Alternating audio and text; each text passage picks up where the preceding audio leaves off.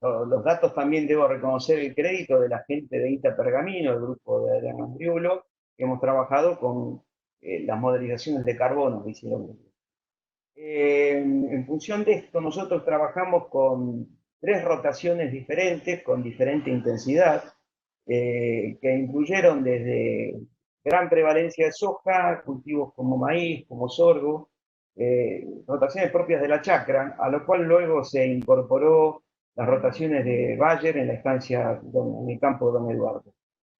Bueno, vamos a comenzar mostrando este dibujo bastante escolar, que es del IPCC. Los que estamos en cuestión del cambio climático, este dibujo ya lo usó demasiada gente, pero muestra un poco el resumen de cuáles son las emisiones y las absorciones posibles de gases que existen en el sistema agropecuario, obviamente idealizado. En primer lugar, quiero que vean lo que ustedes están viendo ahí, es que los suelos agrícolas emiten óxido nitroso, lo que ustedes ven como N2O. El óxido nitroso es un gas que es producto de la presencia del ciclo del nitrógeno en los suelos. Diferentes procesos que no me voy ahora a pasar a explicar qué son, pero simplemente decirles que todo el nitrógeno que entra a los suelos de distintas formas, no solo fertilizantes, sino nitrógeno que entra por descomposición de residuos, va a emitir óxido nitroso, sí o sí, es inevitable eso. Eso es algo que hay que recordarlo también. El segundo gas que es emitido es el metano. El metano tiene diferentes fuentes. A diferencia del nitroso que sale desde los suelos, metano ustedes pueden ver distintas fuentes. Una que pueden ver, no sé si pueden ver mi cursor, por ejemplo, el manejo del estiércol. Eso emite metano, el estiércol de animales. La gran fuente en el mundo, claramente, ahí ven una vaquita, es la fermentación entérica por ganado. En este caso, ya les adelanto, no voy a hablar en esta charla de emisiones por estaciones, en este caso agrícolas. Y la otra gran fuente que aparece son los arrozales, que no es el caso de esta chacra o de esta charla, por otra parte. Otra fuente de emisión de nitroso y metano juntos, ustedes pueden ver las quemas. ¿tá? Y después aparece el otro gas que es el dióxido de carbono, que es el gas producto de los procesos de respiración o procesos también de cambio de uso de la tierra o de exportaciones de biomasa desde los suelos. Fíjense que ustedes que el dióxido de carbono, el CO2, aquí aparece también como producto de la respiración del suelo, yo le puse un color amarillo, y básicamente lo diferencié del otro dióxido de carbono que aparece en el globito azul, básicamente porque en términos de emisiones de gases de efecto invernadero, este dióxido de carbono no se considera, porque se piensa o se asume que esto que surge de la respiración del suelo es vuelto a fijar fotosíntesis otra vez por las plantas. Es decir, que a no ser que haya un cambio de uso de la tierra, cambio de uso es, por ejemplo, pasar de pastura a cultivo anual, o de un bosque a un cultivo anual, todo cambio de uso, o cambio en la magnitud de uso que determine una pérdida de carbono de los suelos, es decir, mineralización de la materia orgánica del suelo, nosotros estamos asumiendo que el dióxido de carbono no se emite, únicamente se emite por exportación de productos, nada más que por eso. El otro gran tema, ustedes lo pueden ver acá abajo, es que el dióxido de carbono es fuente también de captura. ¿Cuáles son las grandes capturas? Las estamos viendo acá. Una la estoy señalando y vamos a hablar mucho hoy, que es el suelo. Los suelos agropecuarios son los principales reservorios de carbono en el sistema terrestre, que otro gran reservorio está en los mares, pero no lo podemos manejar. Y los otros reservorios aparecen en forma de madera o en forma también, hemos trabajado mucho acá con esto biliso, en los sistemas de pastizal, que aparece una enorme cantidad de carbono porque aparece en biomasa subterránea, que debiera ser tenido en cuenta también. Bueno, es decir, todo lo que vamos a hacer ahora es un balance entre todo lo que se está emitiendo, dióxido de carbono cuando corresponde, metano, que prácticamente en este caso a no haber animales no lo hemos considerado prácticamente, dióxido nitroso, y las absorciones fundamentalmente cuando hubo cambios de uso o de magnitud de uso. Bueno, como ustedes pueden ver, estamos hablando de tres gases distintos, que son el dióxido de carbono, el metano y el óxido nitroso. y que vamos a utilizar una unidad para expresar los tres a la vez que se llama dióxido de carbono equivalente. Si ustedes ven trabajos de cambio climático, se van a encontrar con esta unidad muy a menudo. ¿Qué es el dióxido de carbono equivalente? Bueno, une las emisiones de dióxido de carbono mismo, que se consideran equivalentes a 1, a la unidad, y las emisiones de óxido nitroso, que en este caso un número que es el 295. ¿Qué es este 295? Está expresando el poder de calentamiento que tiene el óxido nitroso, es decir, el poder de la radiación terrestre, la radiación emitida. Entonces, eso ocurre debido a que los gases como el óxido nitroso o el metano suelen estar en la atmósfera en mucha menor concentración, pero tienen un poder de calentamiento, es decir, de atrapar la radiación muchísimo más alto que el dióxido de carbono. En el caso del metano, su poder de calentamiento es 25. Es decir, lo que se hace es una suma algebraica en el cual se suma lo que se emite de dióxido de carbono por 1, lo que se emite de óxido nitroso por 295, lo que se emite de metano por 25, y eso me da lugar a las unidades que reconocemos como dióxido de carbono equivalente. Estas unidades de dióxido de carbono equivalente, si queremos convertirlas a carbono, utilizamos la relación que existe 24 dividido 12 para expresarlo en valores de carbono. Esas son las relaciones para pensar en qué unidades estamos trabajando. ¿Cuál es el resumen de estos trabajos que hemos hecho? Estamos trabajando en lo que es el balance entre las emisiones y absorciones de gases de efecto invernadero que tiene cada rotación con la que hemos trabajado. Estas emisiones de gases de efecto invernadero, vamos a ver, hablar un poco de cuál es la metodología que utilizamos. Hemos utilizado en general la aproximación que se utiliza para campos, para países, las directrices del IPCC. Las más actualizadas son del 2000. Ahora se han refinado recientemente para campos de siembra directa, ¿tá? Son muy recientes esas. Y en el caso de óxido nitroso, hemos estimado, calculado con esto, las emisiones a partir de fertilizantes minerales, fuentes, los residuos incorporados al suelo por cultivos anuales, por cultivos de altura, alimentos diferenciados que son leguminosas y no leguminosas. Y en el caso de las raíces hemos tenido un cálculo experto a partir de datos que nos proveyó Belén Agosti y la gente que trabaja con ella, de lo que es la biomasa de residuos que hubo. Y a partir de ahí se calculó también el nitrógeno de mineralización. En el caso del dióxido de carbono, hemos contemplado aquellos suelos que tuvieron cambio de uso, hemos tenido dos de los campos rotaciones con pasturas, por lo tanto, toda salida de pastura a cultivo anual implica una posibilidad de mineralización y un cambio de uso. Y hemos incluido también todo lo que es la quema de combustible por transporte dentro de los campos. Y finalmente, ya les adelanto, una fuente que ya sabemos que es minoritaria, que es en el caso que se use urea, todo el fertilizante nitrogenado que se usó fue siempre urea, ya les aclaro, como la urea tiene dentro de su componente carbono, los que saben un poquito más de química es la diamida del ácido carbónico, esa urea cuando se descompone en los campos genera dióxido de carbono hacia la atmósfera, es anecdótico, ya les aclaro que no es mucho. ¿Ah? Esto que son las emisiones es todo lo que sale. Lo contrapesamos para hacer un balance con todo lo que entra en los suelos, que ya lo llamamos capturas o absorciones. ¿tá? En este caso, hubo también datos reales tomados por el equipo que trabaja en la chacra Pergamino, pero esos datos reales los hemos utilizado para alimentar modelos. En este caso, modelos para simular cómo varía la materia orgánica de los suelos con determinados manejos, hay muchos en el mundo. Entiendo que hay por lo menos una revisión que hizo Guillermo Peralta para la FAO, habló de unos 200 modelos posibles, de los cuales estoy hablando, por ejemplo, del modelo Century de Estados Unidos, el ROCSI de Inglaterra. Bueno, aquí en la Argentina está teniendo bastante éxito en cuanto a cómo está ajustado el modelo que hizo la gente de INTA Pergamino. Yo les había aclarado que hemos utilizado estos datos, el modelo AMG, y en todos los casos hicimos modelizaciones con un panorama, un escenario a 30 años. ¿Por qué a 30 años? Bueno, es un número también arbitrario, uno podría haber usado a 20 o a 50, simplemente es porque, a diferencia de las emisiones, que siempre son lineales, se acumulan linealmente en un periodo de tiempo, en el caso de las absorciones de carbono, siguen formas curvilíneas.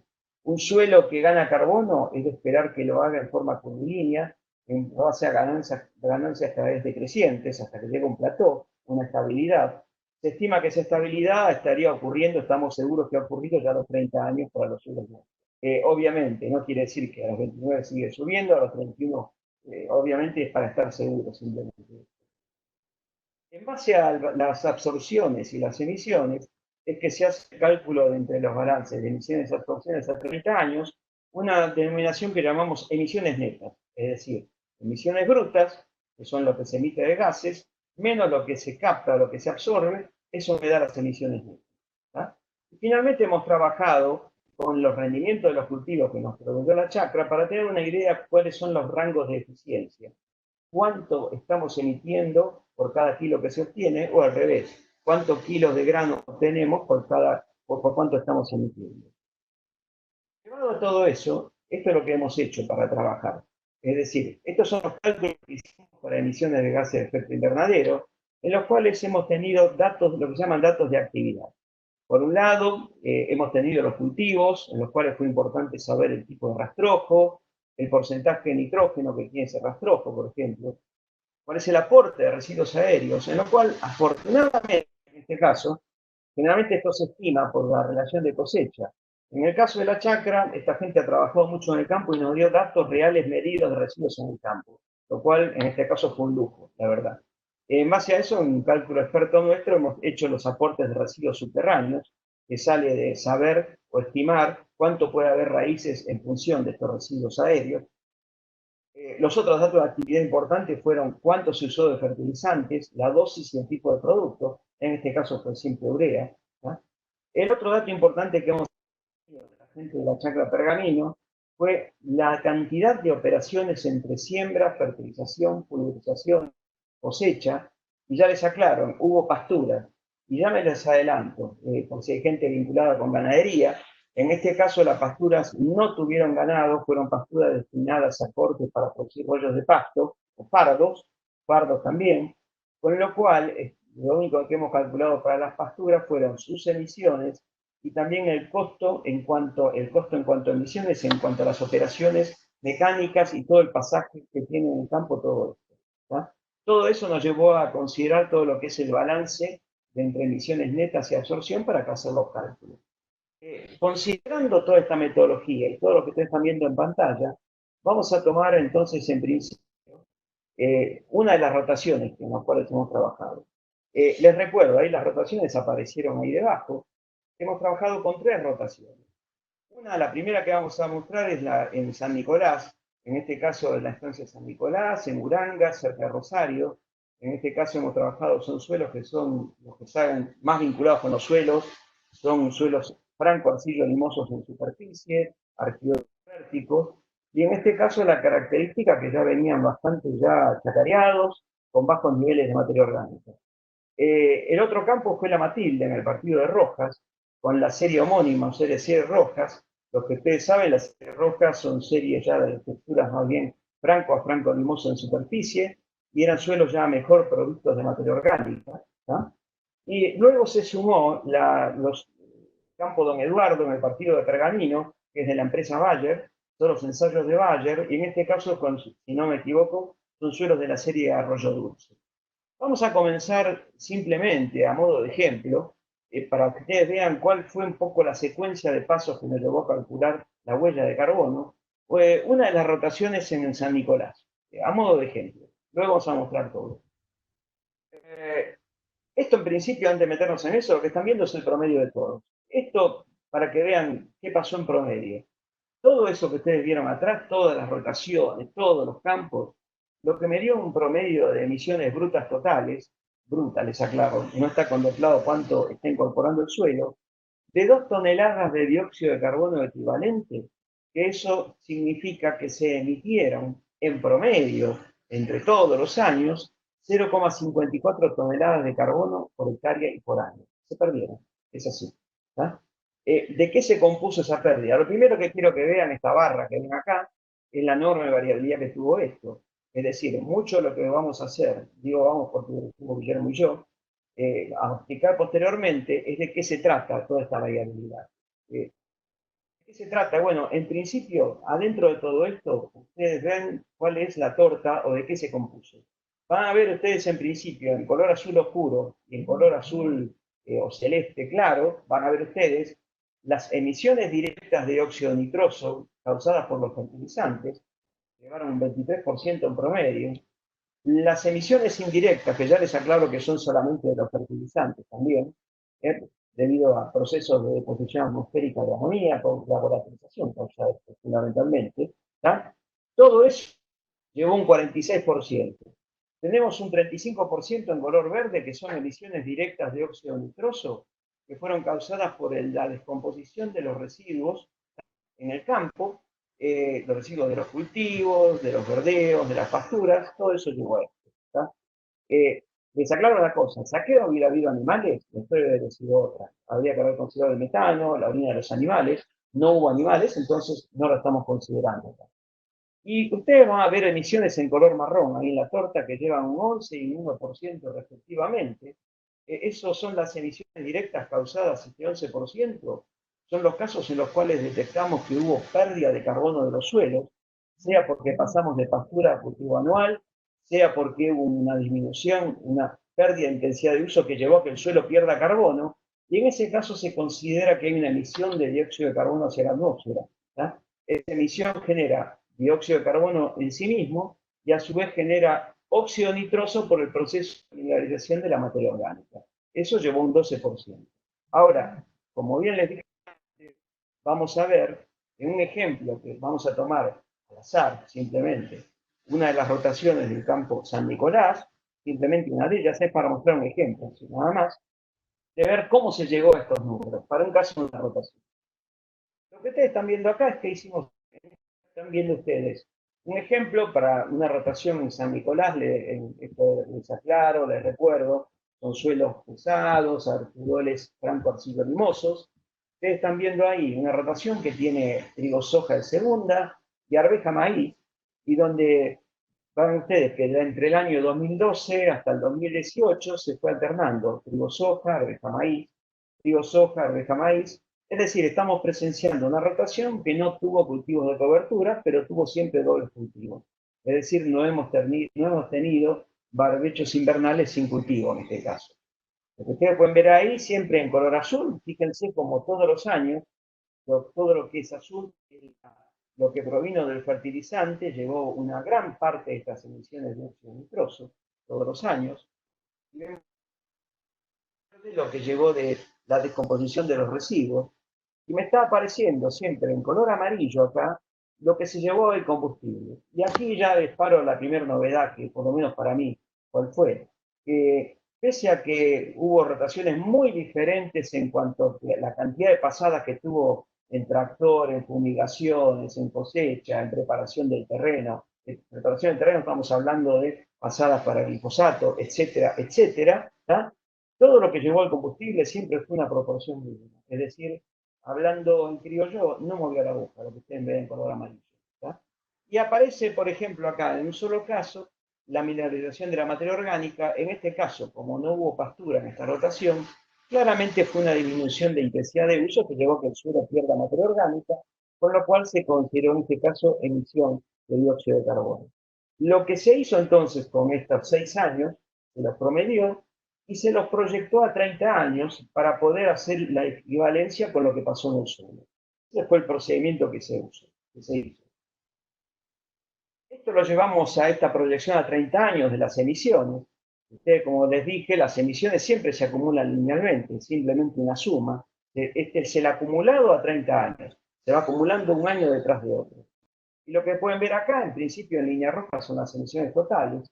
Están llegando en total de casi 70.000, fíjense, casi 70.000 kilogramos de dióxido de carbono equivalente por hectárea acumulados al cabo de 30 años. Con una contribución donde aparece, en este caso de esta rotación, los fertilizantes con una contribución mayoritaria, la descomposición de residuos, finalmente aparece acá el uso de combustibles y las otras fuentes que son totalmente minoritarias.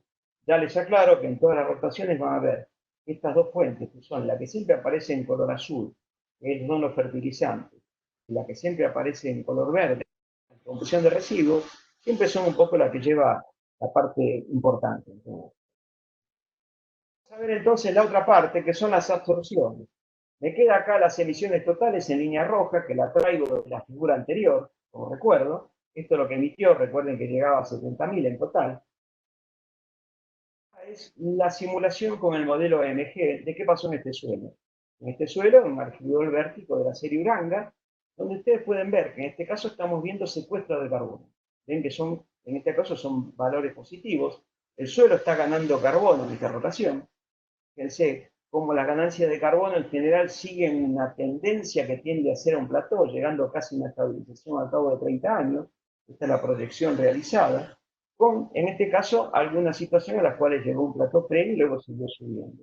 Cuando llegamos a esta proyección a los 30 años, en los cuales llegamos a una cantidad total de carbono secuestrado, en este caso está en el orden de unos 22.000 kilogramos de dióxido de carbono equivalente por hectárea, la diferencia entre estos 70.000 aproximadamente y estos 22.000 aproximadamente es el cálculo que nosotros llamamos emisiones netas, es decir, cuánto se emitió menos cuánto se secuestró. Y eso entonces lo que consideramos que es la huella de carbono de esta rotación, es decir, cuál fue su emisión neta. Es decir, creo que más o menos así le estoy explicando cuál es la secuencia de pasos que llevó a todo este procedimiento. Entonces van a ver que aquí lo tienen, estas emisiones netas que pueden ver tuvieron un valor, aquí tienen la curva de las emisiones netas ya, fueron 43 toneladas de dióxido de carbono equivalente a lo largo de 30 años, lo cual me llevó a 1,4 toneladas por año, 43 dividido 30, y si nosotros dividimos esto pues, aplicamos el factor 44 dividido 12, esto me va a dar que es aproximadamente 0,43, si no me equivoco, toneladas de carbono por hectárea por año. Todo, es decir, este es el procedimiento que se llevó para cada una de las rotaciones. Tomamos esta rotación simplemente como un ejemplo. Vamos a ver ahora todos los trabajos. Lo que ustedes están viendo acá ya es el del campo San Nicolás, todas las rotaciones que hemos analizado. Ustedes pueden ver a la izquierda, están viendo ustedes las emisiones totales acumuladas, es decir, emisiones brutas, y a la derecha cuál fue el secuestro en el suelo. Y vamos a ver qué rotaciones tenemos, cada una de distintos colores. Por ejemplo, lo que ustedes están viendo acá, por ejemplo, la primera de todas en color verde, es una rotación trigo, soja, vicia, maíz. ¿tá? Por ejemplo, en color verde. Acá aparece ya cultivo de cobertura, por ejemplo, en esta rotación. Vemos una rotación en color amarillo que es trigo, soja, arveja, maíz, que es la que analizamos recientemente. ¿tá? Una rotación que también en color azul, que es la que más se emite claramente. Fíjense que es trigo, maíz, vicia, maíz. Les aclaro a ustedes que esto es engañoso, porque vicia en realidad esto tuvo un solo año, en realidad hubo una fuerte presencia de trigo, maíz y las otras, la mayor parte de los años con maíz solo, con lo cual aquí hemos tenido una emisión bastante importante. Siempre en color negro me va a aparecer acá la rotación donde hubo pastura. ¿Qué significa que hubo pastura? Bueno, que fue una rotación que tuvo al inicio 4 años de pastura y finalmente los otros 2 años en los cuales pasó a otros cultivos que son soja y cebada maíz. Con lo cual, este pasaje de pastura a trigo, soja, cebada maíz, claramente va a llevar una emisión de nitroso y pérdida de materia orgánica, sí o sí. Y finalmente en color rojo una rotación que es la que menos se emite, que fíjense que es trigo soja, maíz soja. Siempre rotaciones en las cuales aparece intensivamente utilizado el suelo. ¿Qué pasó del otro lado a la derecha? Vamos a ver qué pasó en el suelo. ¿Cómo secuestraron carbono estas rotaciones? Bueno, y ahí ven que el orden aparece diferente. Fíjense ustedes que la rotación verde, que no era la que más emitía, pero tampoco era la que menos emitía, claramente no se comporta en cuanto a secuestro de carbono. Llega a secuestrar aproximadamente al cabo de 30 años, y estamos hablando de valores que se acercan a los 40.000 kilos. Esta rotación verde, recuerdan que es la que tiene trigo soja, todos los años aparece, año por medio aparece vicia como cultivo de cobertura. Me Fíjense que la pastura en color negro, uno esperaría que sea la que más secuestra carbono, no es la que más lo hace, aparece sí compitiendo entre las que más secuestra, sin ninguna duda. Y fíjense ustedes que esta que emitía mucho, también me está secuestrando menos. O sea, aquella que tiene trigo, maíz y con un año de vicia, también me está secuestrando poco. Y finalmente, con un nivel de secuestro muy bajo de carbono, nulo, me aparece la que tiene trigo, soja, maíz, soja. A partir de esto, hacemos esa suma algebraica que yo les comenté, emisiones brutas menos secuestro, me va a dar emisiones netas. Y me da esto que ustedes están viendo acá. Y este nuevo cálculo, vamos a ver, esto hay que verlo diferente. Las emisiones netas es, cuanto más se emite, peor es. Cuanto menos se emite, o incluso si es negativo, mejor es. ¿Qué vemos acá en este caso? Bueno, vemos claramente que esa rotación que tenía trigo-maíz, un año de vicio y luego maíz, mucha gramínea, termina teniendo emisiones netas muy altas, la de color celeste, claramente. Y en cambio me aparecen dos rotaciones, la que tiene el cultivo de cobertura año por medio, trigo, soja, vicia, maíz, y la que tiene pastura, claramente me aparecen las dos con las emisiones menores, incluso secuestrando carbono netamente en los suelos al inicio, entre el año 3 y el año 6. Ustedes lo pueden ver ahí claramente. ¿Tá? Luego, por la acumulación, terminan teniendo una emisión realmente baja. Y en medio las otras rotaciones, que eran trigo, soja, maíz, soja, la trigo, soja, arveja, maíz, que es la que habíamos utilizado como ejemplo. ¿Tá? Vamos ahora a la Matilde, que yo les recuerdo que era la serie Rojas, un suelo mejor provisto de materia orgánica.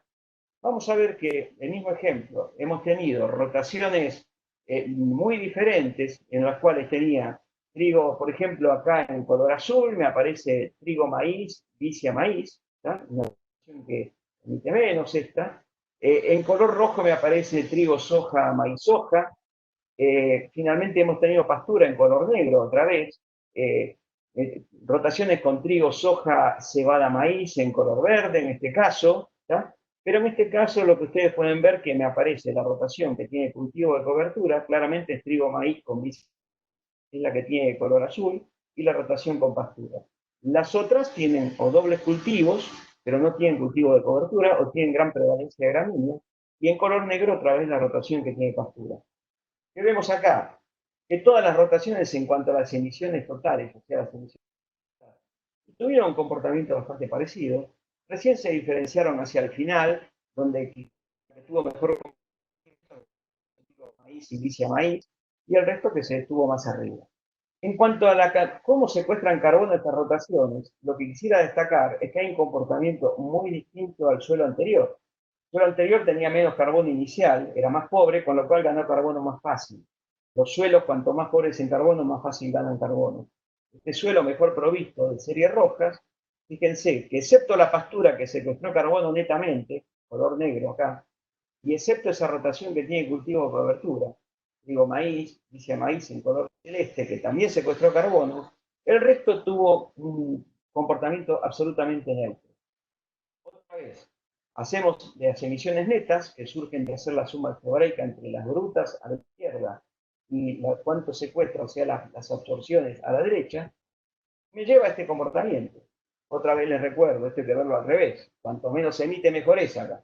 Fíjense ustedes cómo se diferencian claramente las dos rotaciones, la de color negro con la pastura, y aquella que tenía cultivo de cobertura en color celeste, trigo, maíz, vicia, maíz, la de la pastura, que tienen menos emisiones netas que todo el resto que tienen en general o fue tendencia gramínea o dobles cultivos, en términos generales. Lo que es notable que quiero que vean es cómo, en definitiva, en este suelo siempre hubo emisiones netas, no hubo captación de carbono, excepto en el caso de la pastura al inicio. ¿Tá? Y acá se nota claramente cuáles fueron los ciclos de pastura en que se estabiliza y cuáles los ciclos de emisión neta en que existen ciclos agrícolas. Una rotación en las cuales tenemos 6 años de pastura, 4 años de cultivos, así sucesivamente. Ahora presentar don Eduardo. En este caso es de la empresa Bayer, esto es en pergamino, con la serie Arroyo Dulce, un suelo limoso. Y en este caso, a diferencia de las otras rotaciones, no tuvimos pastura. ¿Tá? Y sí tuvimos otras situaciones que no teníamos. Fíjese, en color rojo me aparece monocultivo de soja, algo que en general no es muy visto en la zona, relativamente. Y me aparecen estos nombres, maíz soja con el manejo del productor, esto es lo que me aparece como MAP, maíz soja con manejo mejorado, y en color verde me aparece otra vez aquella que tiene, fíjense, cultivo de cobertura soja, cultivo de cobertura maíz, es decir, todos los años aparecen cultivos de cobertura y cultivos de verano. En este caso, a diferencia del otro, que era vicia, en este caso era vicia con triticales, el cultivo de cobertura. En dos situaciones, con manejos mejorados y en otra con trigo soja, todo con distintos colores. Por lo que ustedes pueden ver que las emisiones brutas tienen un comportamiento bastante parecido, se diferencian un poco hacia el final.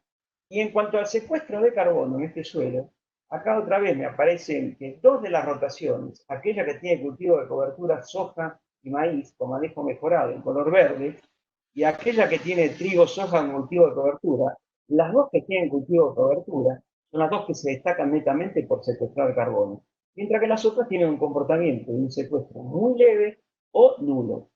Hacemos otra vez las emisiones netas, que se deducen de la suma algebraica, y lo que estamos viendo acá entonces es todas las emisiones netas de don Eduardo en pergamino, donde podemos ver entonces, recuerdo, cuanto menor mejor acá, que aquellas dos rotaciones en color violeta y en color verde que tienen cultivo de cobertura, en este caso todos los años en invierno se pone triticale con vicia y luego se va alternando soja con maíz, con manejo mejorado, claramente me aparecen emisiones netas menores que todo el resto de las rotaciones. Es decir, vamos a hacer ahora a ver un análisis de cómo se comportaron y las vamos a rankear a todas. Lo que estamos viendo acá es el resumen de las emisiones brutas anuales. Fíjense ustedes que me aparece en principio la Matilde, San Nicolás y Don Eduardo, cada una con sus propias rotaciones que yo les acabo de mencionar. Fíjense, por ejemplo, que destaca claramente una que es San Nicolás, que me aparece con una gran cantidad de debido a los fertilizantes. Todo lo que es azul se debe a los fertilizantes minerales, todo lo que es color verde son los residuos de los cultivos, y me aparecen rotaciones, en este caso la Matilde y Don Eduardo, donde me aparece el componente marrón, que es la pérdida de materia orgánica de los suelos, como un componente importante. ¿Tá? Este ordenamiento que vemos acá, lo ranqueamos, estas son las emisiones brutas totales. Esto mismo que aparece ya, le hemos sacado las barras afiladas, simplemente son en total, lo mismo de antes, pero en total, lo vamos a llevar a un ranking. Primero lo llevamos a un ranking, en principio con sus emisiones netas. Esto que vimos acá atrás, le restamos cuánto secuestró el carbono de los suelos, y me aparece esto. Estas son las emisiones netas de todas estas rotaciones. Fíjense que en estas rotaciones de emisiones netas me aparecen valores tan bajos quiere decir positivo, claramente, algo bueno. Estas rotaciones donde me aparecen los cultivos de cobertura, trigo, maíz, vicia, en el caso de la Matilde y o los triticales, o las pasturas, en el caso de San Nicolás, o emisiones tan altas como esta que vemos acá, con una gran cantidad de fertilizantes que es en San Nicolás. Si hacemos un ranking de mayor a menor, es decir, de peor a mejor, vamos a ver que claramente aquellos que portaron mejor son todas aquellas rotaciones que tienen todas trigo, vicia, maíz, cultivo de cobertura, Don Eduardo cultivo, todo lo que tiene cultivo de cobertura o pastura, como vemos acá, son aquellas rotaciones en las cuales las emisiones fueron más bajas. Por ejemplo, si vamos al otro lado del ranking, vamos a ver que todas aquellas que se comportaron peor, es decir, que emitieron mucho, son esta, por ejemplo, que se caracterizó y se destacó muy para arriba, que tuvo mucho fertilizante agregado, ¿tá? Y el resto todas en el medio que tuvieron en general los dobles cultivos. A partir de ahora, es que yo quisiera dar un mensaje ya de entrada en todo esto. Esto que vemos acá no es en general ni bueno ni malo, es la realidad. Y realmente lo que hay que aceptar, que siempre que hacemos agricultura, hay que aceptar que vamos a estar emitiendo gases. Es muy difícil que haya un secuestro neto de carbono en los suelos, como ustedes lo vieron antes, hay determinados periodos y con determinados manejos muy intensivos con cultivo de cobertura. Pero debemos aceptar que hay emisiones netas desde los suelos y que lo que tenemos que hacer nosotros con los manejos es ver la forma que esas emisiones minimizarlas. ¿Cómo las minimizamos? Con manejos. Entonces, un análisis mucho más inteligente que creo que hay que hacer acá es ver cuál fue la eficiencia de esas emisiones. Con lo cual, con Guillermo hicimos un trabajo de relacionar eso con cuánto grano se produjo o llevar todo un equivalente maíz con la cantidad de glucosa. Te voy a mostrar como ejemplo simplemente lo que hicimos la eficiencia de estas emisiones, es decir, cuánto kilo de grano se produjo, llevado un equivalente tipo maíz, versus el kilogramo de dióxido de carbono emitido neto. Y bueno, aquí vemos un dato, vemos otras cosas interesantes. Lo que ustedes pueden ver acá es que hay otro tipo de caso de las rotaciones que tienen mejor comportamiento y otra vez son aquellas que en este caso, fíjense, por ejemplo, en la Matilde, aquella que tuvo trigo, maíz, vicia, maíz, todas las que tuvieron cultivo de cobertura tuvieron claramente mejor comportamiento, es decir, produjeron más grano en función de lo que se emitió. ¿Tá? Viceversa, aquellas que tuvieron peor comportamiento fueron todas aquellas emisiones que claramente estuvieron muy bajas, sea o porque hubo monocultivo de soja, en este caso, si bien emite poco, no secuestra nada de carbono, o lo cual es un resultado esperado, me parece, o porque esta azul que tenía mucho fertilizante y realmente emitía mucho, realmente. O sea, en ese balance había una gran cantidad de que se emitía por fertilizante. Entonces ya podemos, este es el ranking de las eficiencias estas en función de eso, donde vemos cómo se ranquean las más eficientes en cuanto a kilos de grano producidos por lo que se emite, todas aquellas que tienen cultivo de cobertura. Aquí hemos sacado la de pastura, porque hemos sacado la producción de granos, todo lo que tenía pastura lo sacamos directamente. Y se ranquean al inicio todos donde aparecen los cultivos de cobertura. Eran vicia en invierno, que reemplaza fuentes de nitrógeno, y en otro caso, en el don Eduardo, aparecía en este caso lo que era vicia más criticable. Y las que con peor comportamiento son las que les mencioné antes, como cultivo de soja, mucha gramínea, muchos fertilizantes. En definitiva, podríamos ir cerrando esto ya, para abrir el espacio de preguntas, con algunas conclusiones. En primer lugar, claramente nos pareció a Guillermo y a mí que quisimos hacer un análisis donde aparecen las mayores diferencias en estas huellas de carbono, es decir, el balance entre emisiones y absorciones. Una de las mayores fuentes de diferencia claramente es por el uso de fertilizantes nitrogenados. Es decir, sea porque las pérdidas del fertilizante en forma de volatilización, por más que se minimicen, eso genera óxido nitroso hacia la atmósfera, eh, o sea también porque en el caso de porque claramente no llegan a capturar tanto dióxido de carbono por materia orgánica suficiente para equilibrar esas pérdidas. ¿Tá? En el caso de las rotaciones con mayor porcentaje de gramíneas, estas siempre van a usar más fertilizante nitrogenado. Entonces, por más que capturen más carbono, lo que se ve es que no llega a compensar exactamente estas mayores emisiones de gases de efecto invernadero. La otra conclusión es que nosotros vimos lo que se ve claramente, que las mejores rotaciones en términos de son aquellas que incluyeron mayor porcentaje de cultivo de cobertura, que incluían vicio.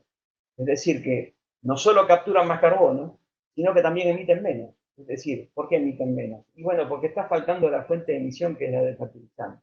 Es decir, son eficientes en cuanto a kilos producidos por el dióxido de carbono equivalente que emiten.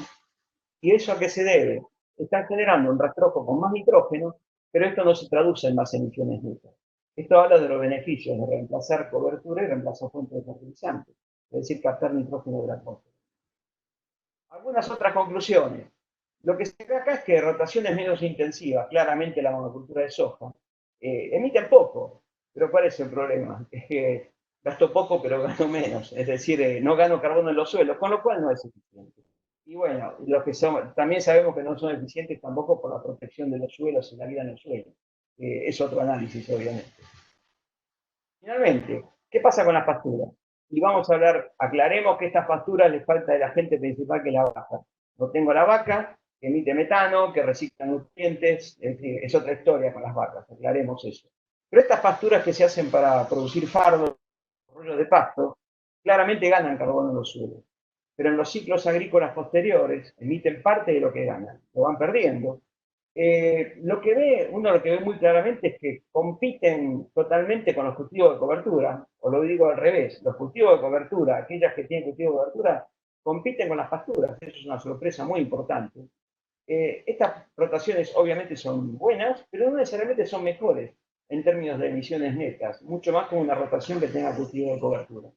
Finalmente, en cuanto a la capacidad de secuestro de los suelos, secuestro de carbono, los sitios que tienen carbono en el suelo, carbono orgánico en el suelo, subcos, como la Matilde, series rojas, suelos de buena calidad, parten de un plafón mucho más alto, entonces van a tener más dificultad en ganar carbono en el suelo para compensar las emisiones de gases de aquellos sitios que vienen con más paliza, entre comillas, como San Nicolás en Peirano, que ganan, ustedes vieron que ganaban carbono bastante más fácilmente.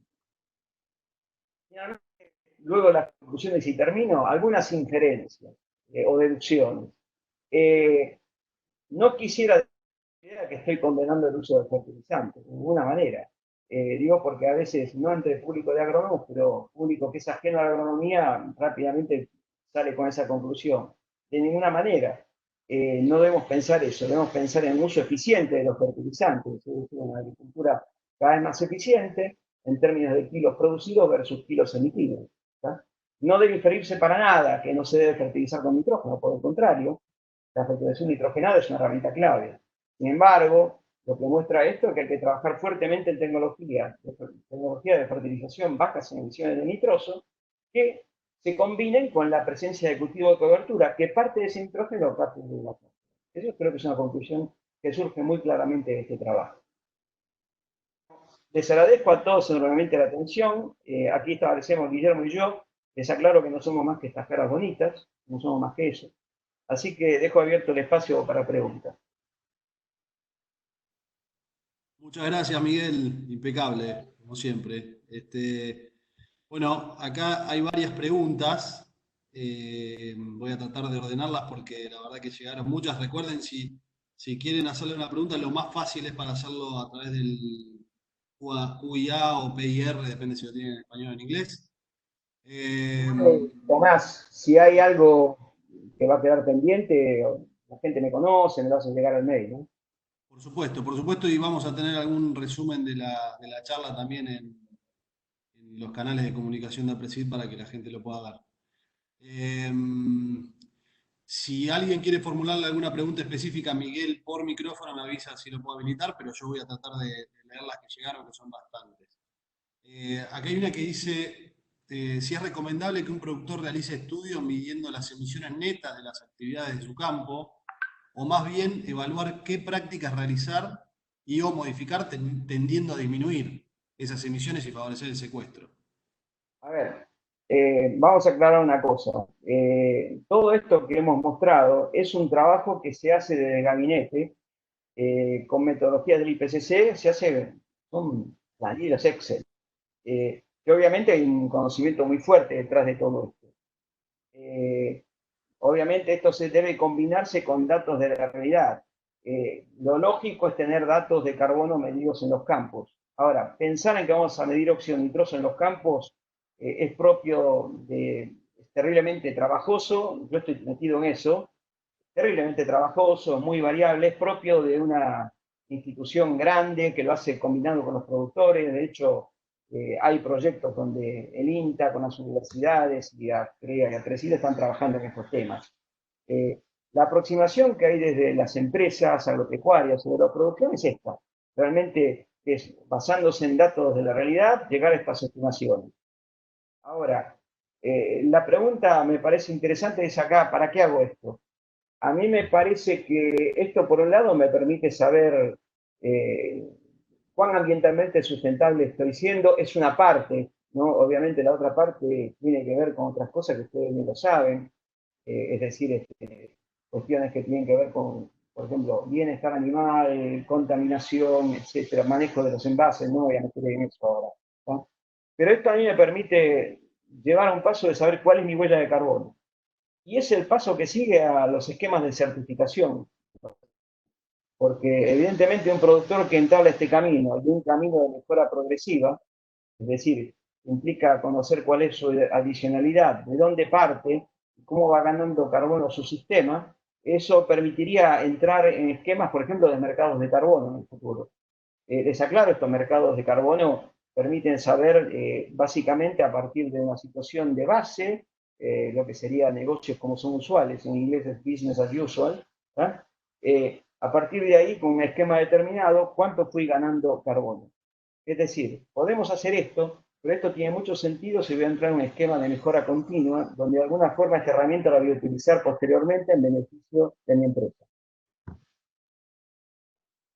Sí, gracias, Miguel. Coincido con eso. Creo que la pregunta estaba buena para entender también el por qué medir esto, ¿no? De medirlo para poder mejorar y favorecer ese secuestro, que era un poco la pregunta, es decir, lo mido, pero también tengo Pero acciones de... una cosa que quisiera agregar, que Sí, traté de mostrarlo, no hay ninguna ciencia oculta, ¿se entiende, no? Porque hay gente que, huella de carbono, muy sofisticado. En realidad es saber, obviamente no digo que cualquiera lo pueda hacer, pero cualquiera con un conocimiento adecuado esto lo puede hacer si utilizan herramientas que se bajan de la web. Hay que conocer, obviamente. Pero no es, lo que sí es muy difícil es medir en el campo, eso sí. Pero en general lo que se hace son estas estimaciones. Todos los sistemas de certificación que utilizan normas ISO usan estas herramientas. gracias, Miguel. Y me quedo con lo de la mejora continua como para que también sirva como herramienta para mejorar la producción y mirarlo como sistema. Eh, Voy a alguna otra pregunta que hicieron acá. El tema de fertilización nitrogenada, Miguel, digamos, ¿tuvieron en cuenta si esa fertilización fue al voleo incorporada, digamos, y si hay alguna diferencia con respecto a eso o no? A ver, tengo dos respuestas. O sea, estos son los datos de actividad que nos proveyó la gente de la chacra, Belén. En general fue siempre urea aplicada. Eh, entiendo, a ver, no le pregunté, pero entiendo que es una urea aplicada en directa. No sé si esto está incorporado realmente. Ahora, la pregunta es muy interesante para saber, escúchame, ¿cuán de verdadero es lo que vos determinaste, Miguel? ¿Entiendes lo que digo? Entonces, las emisiones estas que aparecían en color celeste, que son las de los fertilizantes, surgen de dos lugares. Una, que la IPCC establece que el 1% de todo el nitrógeno que entra a los suelos anualmente se emite como óxido nitrógeno. Yo aplico 100 kilos de nitrógeno como urea, bueno, 1 kilo se me va como óxido nitroso, por default, por defecto. Eh, otra parte importante, que es el 0,001, se me va a partir de las pérdidas por volatilización. Entonces, si yo tengo forma en mi establecimiento de saber que hice bien los deberes y que las pérdidas por volatilización, que usualmente se establecen por defecto, que son el 10%, yo por mi forma de hacer las cosas, es decir, incorporé fertilizante, no incorporé urea con suelo seco, o si utilicé WAN, utilicé fundamentalmente chorreado y lo apliqué con las buenas prácticas, que es aplicarlo en el momento adecuado, con la dosis adecuada. Todo lo que muestra las charlas de Fernando García, por ejemplo, ¿no? Es decir, yo puedo asumir con esa información propia que esas pérdidas son menores. Es decir, ahí yo podría mejorar la estimación totalmente. Eh, es decir, pero lo que es importante saber es que sí o sí el fertilizante sí o sí va a emitir. No, no es que sea malo, es que es nitrógeno que está entrando a los suelos. Lo que yo puedo hacer es, con buenas técnicas de manejo, estimar, bueno, yo tengo forma de saber que mis pérdidas fueron menores que ese 1% que se dice. Tengo que tener datos para saber la eficiencia de uso del fertilizante para eso, y lo puedo llegar a disminuir. ¿tá? Pero de ninguna manera yo puedo decir que la pérdida por fertilizante de óxido nitroso va a ser cero. Eso es imposible. De la misma forma que no puedo decir que no pueda emitir con la agricultura. Gracias, Miguel. Algunas de las otras preguntas y tratando de acomodarlas y hacer un resumen, pero eh, esto lo estamos viendo como sistema, como bien dice la charla, por lo cual, ¿cómo crees que debe medirse en un productor que quiera hacerlo? Vos dijiste hace un rato que no era ciencia ficción, que era fácil. Más allá de la metodología a implementar del productor y la medición que pueda hacer, ¿qué escala de tiempo tiene que tener esto? O sea, ¿es algo que el productor pueda de una campaña a otra decir, bueno, yo tengo esta huella de carbono en mi rotación, en mi producción? ¿O es algo que pensás que hay que hacerlo de 3 años o 2 campañas o 3 campañas? ¿Cómo lo ves eso? No, no, en 2 o 3 campañas seguro que no. Pero tampoco es algo que se hace en una generación. Bueno, sí, puede llegar a hacerse. Pero para tener una idea, en aquellos países que tienen esquemas de certificación, estoy hablando, por ejemplo, bueno, la Unión Europea tiene esquemas de certificación de carbono, por ejemplo, hay mercados de carbono. Los mercados de carbono son voluntarios o son también mandatorios en algunos de los países, pero estos los esquemas de certificación más reconocidos, bueno, yo con un grupo estamos haciendo un sistema de certificación para FAO en este momento, para un programa de recarbonización de suelos. O sea que puedo decir que estos esquemas de certificación de carbono en general tienen un lapso de tiempo que está en el orden de, pongámosle, en general, por ejemplo, que estamos haciendo para FAO, estamos hablando de un primer chequeo que es a los 4 años. ¿Cuál es la limitante de esto? La limitante es que uno no puede esperar medir niveles de cambios de carbono en los suelos en periodos menores, digamos, a 4 o 5 años. Las ganancias de carbono en los suelos, por más manejo que hagamos, en realidad son muy difíciles de detectar y hay que esperar mucho tiempo y hay que hacer un muestreo muy intensivo. ¿Ah? Entonces, realmente estamos hablando, pues ya le estoy hablando, es un periodo de, digamos, mínimamente 4 o 5 años y obviamente si es más mejor, sin ninguna duda. En general, Sí. todos los esquemas de certificación que hay en el mundo, les puedo mencionar el BCI Standard de Estados Unidos, que lo hace Verra con B corta. Fíjense que ese esquema lo que está planteando también son esos periodos de tiempo. Es decir, cuando una empresa o un productor se entra en estos esquemas de certificación, que es algo, salvando las enormes distancias de lo que digo, es algo parecido a los productores que entran en esquemas de producción orgánica, es decir, someterse a revisiones, pero necesariamente acá es importante tener un punto de partida debidamente certificado. ¿De dónde estoy partiendo? Lo que se llama la situación de base, en inglés sería el business as usual, y es a partir, porque yo lo que debo medir es cuáles son mis ganancias, es decir, no simplemente lo que tengo. Es decir, si mi establecimiento parte de una situación que tengo maíz soja, por decir algo, en mi planteo yo me estoy comprometiendo a incluir vicia. Bueno, mi esquema de base es maíz soja. Entonces, a partir de ahí, yo con vicia, yo a partir de 4 o 5 años, hago el chequeo de cuál fue la ganancia de carbono del sistema. Es el delta, es decir, cuánto gané. ¿No? Buenísimo, Miguel.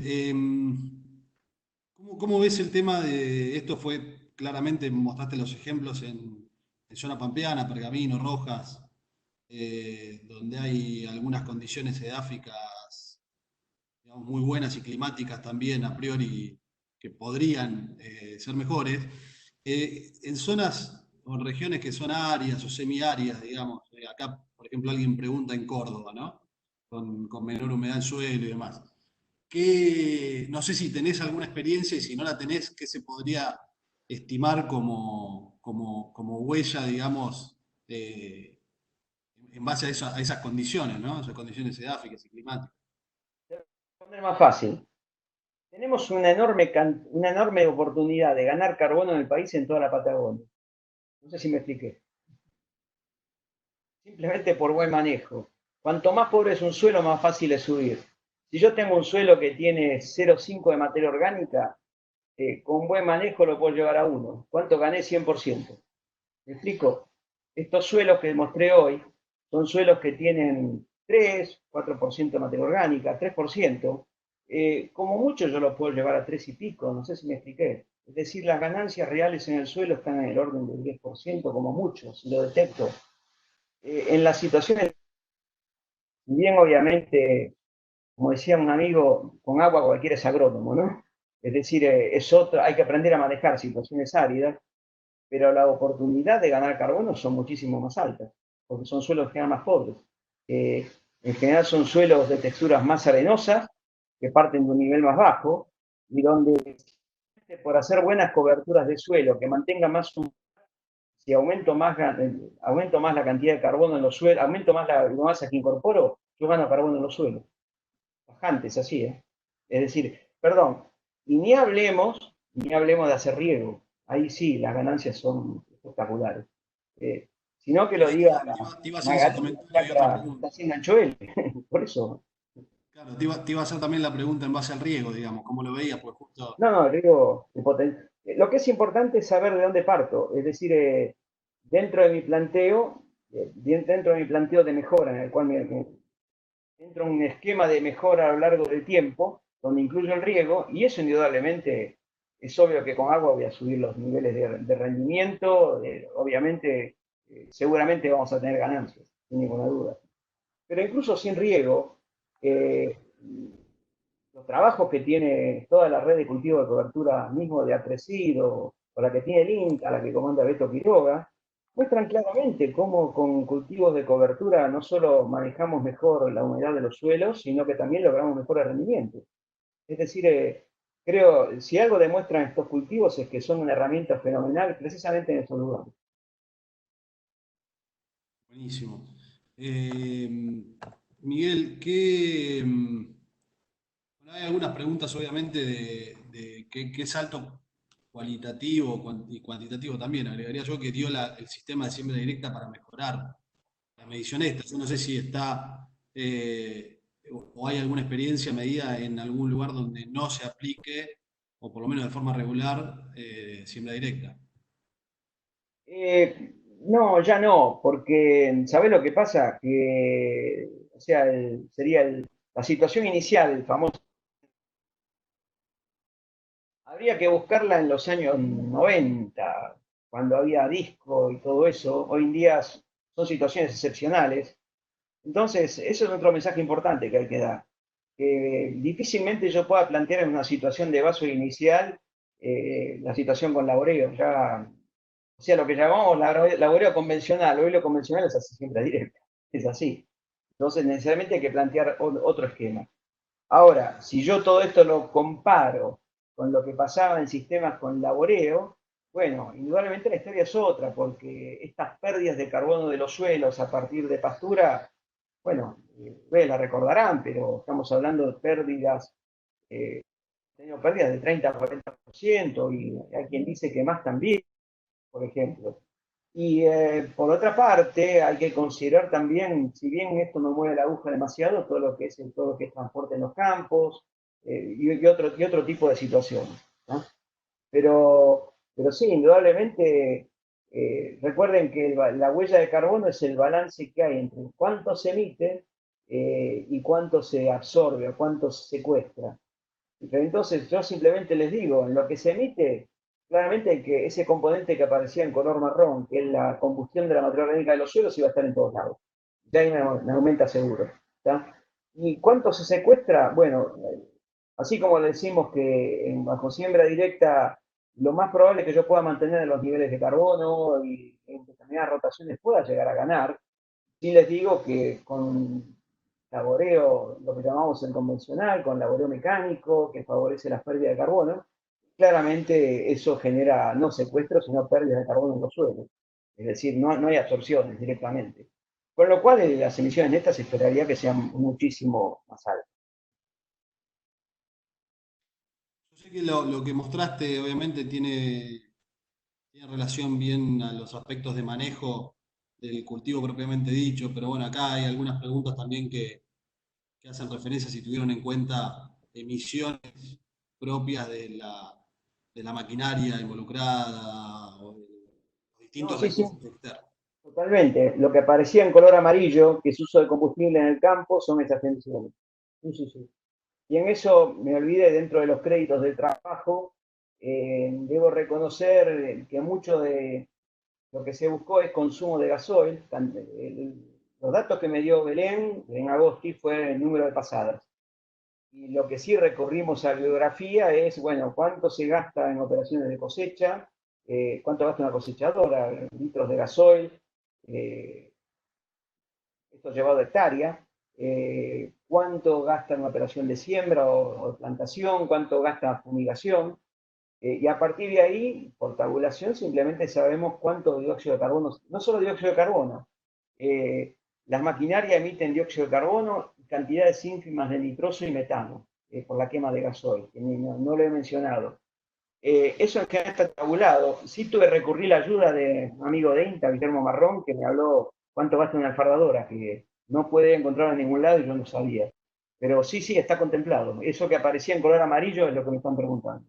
Es mínimo, no llega a superar un 3-4%. No mueve la aguja directamente.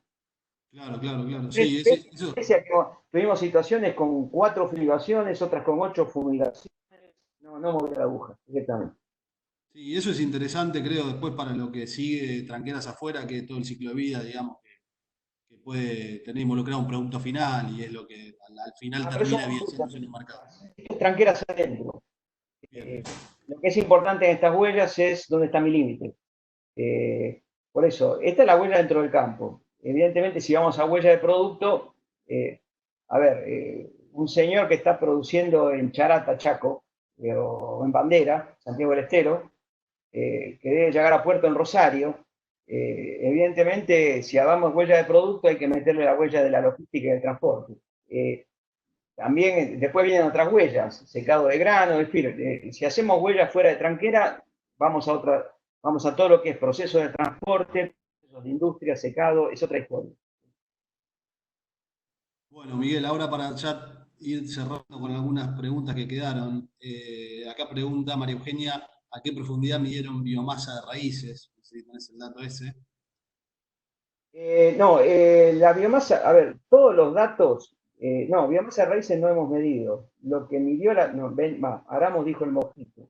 En realidad el grupo que trabaja en la chacra Pergamino lo que midió fue la biomasa la biomasa de residuos sobre el suelo. Y a partir de ahí, en base a bibliografía, hicimos una estimación de a cuánta biomasa de raíces equivalía a eso. Una estimación, no se midieron raíces. Bien. Acá tenía una pregunta de un señor de Raúl Venancio. Me está preguntando si tengo datos de en qué medida afecta la inoculación de semillas el secuestro de carbono. La respuesta es cero. Es decir, perdón, no, las emisiones es cero. Entonces, no tengo datos de eso, pero en realidad lo que mostró, los datos que mostramos recién, es que la inoculación de semillas obviamente favorece la fijación biológica, la captación de nitrógeno desde el suelo, y evidentemente, por un lado, disminuyo emisiones directas por fertilizante, que no lo uso, y claramente este, estas capturas de nitrógeno que ocurre generalmente en el invierno en los cultivos de cobertura, favorece luego la captura de carbono en los suelos. Es decir, claramente es una mejora indirecta y termina siendo eventualmente un secuestro de carbono. En cuanto a si se secuestra efectivamente o no, como mostraron los datos, depende del tipo de suelo, depende del tipo de rotación, etc. Buenísimo, Miguel.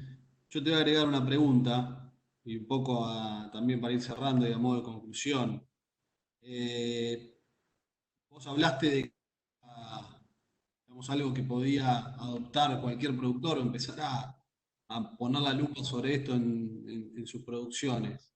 Y esto por ahí es una cuestión de opinión y te voy a preguntar más de tu lado que conocés. ¿Cuál crees que es la barrera que estamos teniendo hoy para poder empezar a evidenciar un poquito más esto? O sea, de mostrarlo con datos concretos y una huella que podamos medir en el tiempo y sostenerla, ¿no? ¿Cuál crees que es la limitante? Bueno, en el año 2015, la Argentina tenía más del 60% del área con soja. Eh, Hubo cambio de políticas, y ese cambio de políticas motivó que el área con soja disminuyera y llegáramos a niveles históricos que tuvo el trigo siempre, que fuera reemplazada por trigo y maíz. Llegamos a rotaciones más equilibradas. Eso está dando mi respuesta. Yo creo que en cuanto a señales claras y políticas claras, el productor en general toma esa aposta y claramente adopta tecnología, me parece a mí.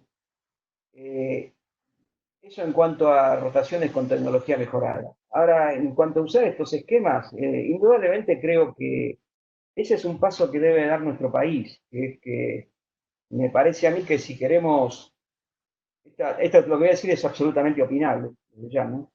Pero claramente cuando salgamos de todo este lío de la pandemia, vamos a terminar, estar en una situación como país desastrosa para abajo, lamentablemente, va a ser así. Pero llamativamente la oportunidad que tenemos es como país productor de alimentos. Lo que yo creo que esos alimentos, el mundo después de todo esto no los va a reclamar de cualquier manera, sino que van a tener que ser alimentos de calidad. Y así como hoy en día para entrar en mercados, en determinados mercados, hay que entrar con sellos que hablan no deforestación o bienestar animal, Bueno, en determinados mercados no uso agroquímicos, por ejemplo. Necesariamente, si queremos entrar en determinados mercados, vamos a tener que entrar con estas huellas. Es decir, que somos país que está midiendo la huella de carbono y nuestros productores la están adoptando. Pero creo que la señal clara la tiene que dar el Estado ahí. O sea, la cancha para que los jugadores jueguen. Bueno, Miguel, gracias. Era la verdad que muy claro y me gustó esto último que dijiste, de los desafíos que hay por delante, así que me quedo con eso. Siempre es un gusto escucharte y la verdad que bueno, acá va a haber muchísimas preguntas que van a seguir llegando. Estamos con el tiempo también para cumplir los horarios y no sacarte más tiempo. Pero bueno, vamos a estar compartiendo un poco esta charla y también tu contacto para que lo puedan tener. De vuelta, te agradezco y me parece muy bueno el trabajo y la medición que hicieron en la Chacra Pergamino y creo que hay bastante para arrancar, para Bien. seguir. Sí, yo claramente en nombre de Guille y mío, muchas gracias a todos. Y claramente muchas gracias a todos los chicos de la Chacra Pergamino, Marcelo Arriola, Belén Agosti, todos los que han trabajado, que realmente nos dieron esta oportunidad, ¿no? Muchas gracias, Miguel, nuevamente. Gracias a todos y bueno, nos vemos en algún otro preside en casa seguramente. Gracias. Bueno, gracias a todos, ¿eh? Abrazo. Chao, chao. Gracias a todos. Chao, chao.